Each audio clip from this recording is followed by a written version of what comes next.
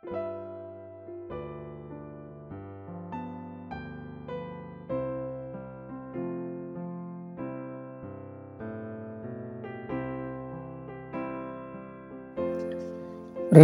pada hari ini diambil dari Injil Yohanes. Demikian firman Tuhan yang disampaikan di dalam Yohanes 7 ayat 50-52. Nikodemus, seorang dari mereka yang dahulu telah datang kepadanya, berkata kepada mereka, "Apakah hukum Taurat kita menghukum seseorang sebelum ia didengar dan sebelum orang mengetahui apa yang telah dibuatnya?" Jawab mereka, "Apakah engkau juga orang Galilea? Selidikilah kitab suci dan engkau akan tahu bahwa tidak ada nabi yang datang dari Galilea."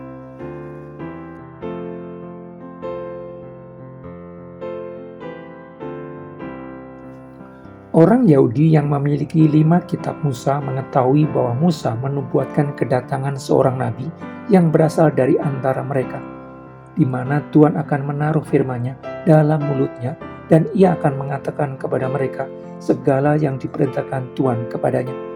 Orang yang tidak mendengarkan segala firman Tuhan yang akan diucapkan nabi itu akan dituntut pertanggungjawabannya oleh Tuhan. Nubuatan ini menjadi dasar banyak pengharapan mesianik. Nabi yang menyampaikan firman Allah mirip Musa, nabi yang akan mengatakan kepada mereka segala yang diperintahkan Allah kepadanya. Begitu pentingnya nabi yang akan datang itu, sehingga orang yang tidak mendengarkan segala firman Allah yang diucapkan nabi itu akan dituntut pertanggungjawaban. Jika nabi yang akan datang itu tiba, orang Yahudi harus mendengarkan perkataan nabi itu. Orang-orang Yahudi meyakini jika Mesias itu datang, maka dia akan mengajar, menyatakan kesalahan, memperbaiki kelakuan dan mendidik orang dalam kebenaran. Kata Mesias berasal dari bahasa Ibrani yang dapat diartikan sebagai yang diurapi. Dalam bahasa Yunani, Kristus memiliki makna yang sama dengan Mesias. Itu berarti nabi, imam, raja, dan pembebas yang kedatangannya diharapkan dengan sangat oleh orang Yahudi.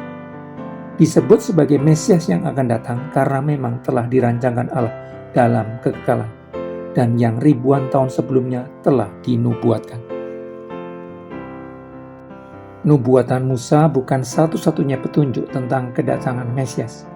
Melalui juru bicara yang berbeda di waktu yang berbeda, berkali-kali Tuhan menyampaikan petunjuk tentang Mesias yang akan dikirimnya itu. Suatu tunas akan keluar dari tanggul Isai dan taruk yang akan tumbuh dari pangkalnya akan berbuah.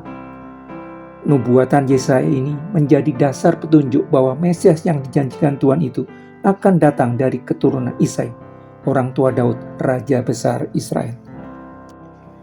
Tetapi engkau, hai Betlehem Efrata, hai yang terkecil di antara kaum-kaum Yehuda, daripadamu akan bangkit bagiku seorang yang akan memerintah Israel, yang permulaannya sudah sejak purbakala, sejak dahulu kala.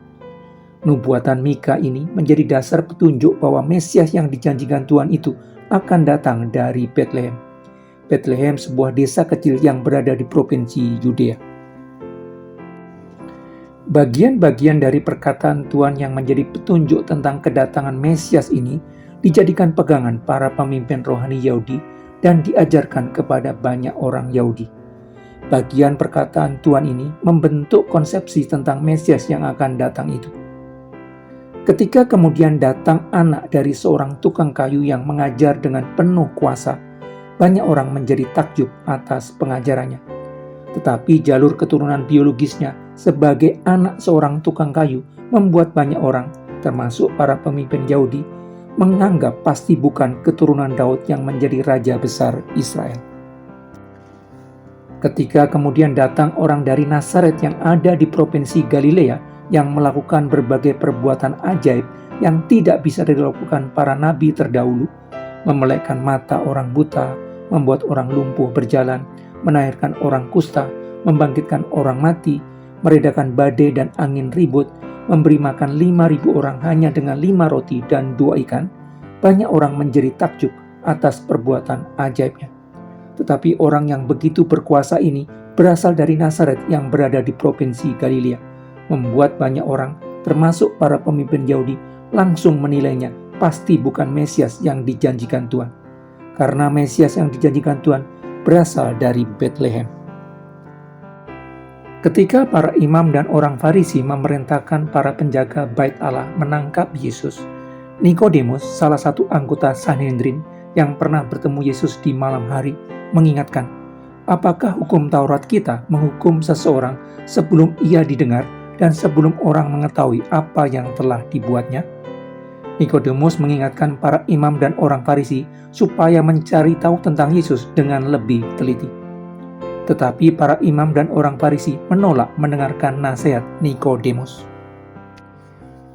Hal yang tidak diketahui oleh para imam dan orang Farisi adalah Yesus dilahirkan di Betlehem. Sebagai keturunan Daud, Yusuf, orang tua Yesus ketika menjadi tunangan Maria, ibu Yesus, harus kembali ke daerah asal Daud ketika dilakukan sensus oleh Kaisar Romawi lebih dari 30 tahun sebelumnya. Yusuf yang tinggal di Nazaret di provinsi Galilea harus kembali ke Betlehem yang ada di provinsi Yudea. Di Betlehem yang berada di provinsi Yudea itulah Yesus dilahirkan. Penolakan para imam dan orang Farisi mendengarkan Nikodemus membuat mereka tetap di dalam ketidakmengertian mereka bahwa Yesus adalah keturunan Daud, sesuai nubuatan tentang Mesias dari para nabi terdahulu. Penolakan para imam dan orang Farisi memeriksa Yesus untuk mencari tahu lebih teliti, membawa mereka tetap dalam ketidaktahuan mereka bahwa Yesus dilahirkan di Betlehem, sesuai nubuatan tentang Mesias dari para nabi terdahulu. Ketidaktahuan yang akhirnya mendorong mereka menghukum mati Yesus. Ketidaktahuan yang membawa mereka terpisah dari Mesias yang mereka tunggu begitu lama, justru ketika Mesias itu ada di depan mereka. Karena itu, belajar terus mendengarkan kebenaran Allah dengan lebih teliti akan menghindarkan diri kita dari ketidaktahuan yang menyebabkan kesalahan pengambilan keputusan penting. Belajar terus menjadikan kebenaran Allah sebagai panduan dalam pengambilan keputusan hidup akan menghindarkan diri kita dari ketersesatan yang tidak disadari.